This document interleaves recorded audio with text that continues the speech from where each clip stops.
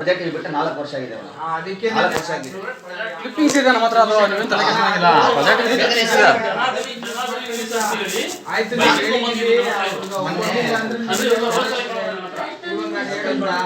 ಅವ್ರದ್ದು ಅದನ್ನ ನಡೆಸಿ ಯಾವುದು ಜೆರಾಕ್ಸ್ ಇರ್ತಿಲ್ಲ ಕೊಡಲ್ಲ ಅಂತ ಡಿಪಾರ್ಟ್ಮೆಂಟ್ ಅವರು ಏನೋ ಮಾಡ್ಕೊಡ್ತಾರೆ ಚೆಕ್ ಮಿಡಲ್ ಗಾಡಿ ಇಲ್ಲ ಮತ್ತೆ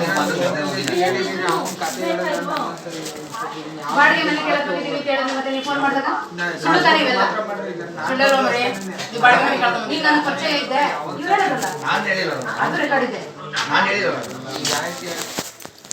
ನಿಮಗೆ ನಾನು ಪರಿಚಯ ಇಲ್ವಾ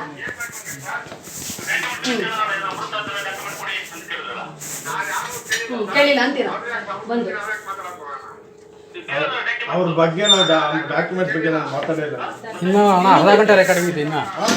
ಏನ್ ಬೇಕಾ ನೀವು ಹೇಳಿ ಫಸ್ಟ್ ಹೇಳ್ಬೇಕಿತ್ತಲ್ವಾ ನೀವೇನ್ ಬೇಕಾ ಹೇಳಿ ಮೇಡಮ್ ಅವ್ರಿಗೆ. ನಾನು ತಪ್ಪು ಮಾಡಿದ್ದೆ ಮೇಡಮ್ ಅವ್ರು ಏನು ಪನಿಷ್ಮೆಂಟ್ ಅಂತ ನಾನು ಬೇಡಪ್ಪ ನೀನು ಫಸ್ಟ್ ಹೇಳಿದ್ರೆ ಒಪ್ಕೋತೀವಿ ನಾವು ಸುಳ್ಳು ಹೇಳಿ ನನಗೂ 3 ಹೆಣ್ಮಕ್ಳು ಇದೆ ಮೇಡಮ್ ಅವ್ರು, ನಾನು ಸುಳ್ಳು ಹೇಳಲ್ಲ.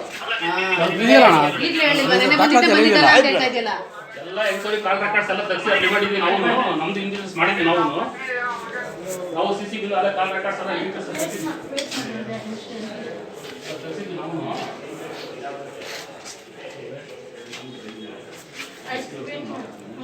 ಮಾತಾಡಿರೋ ಎಲ್ಲ ಮಾಡಿದ್ರೆ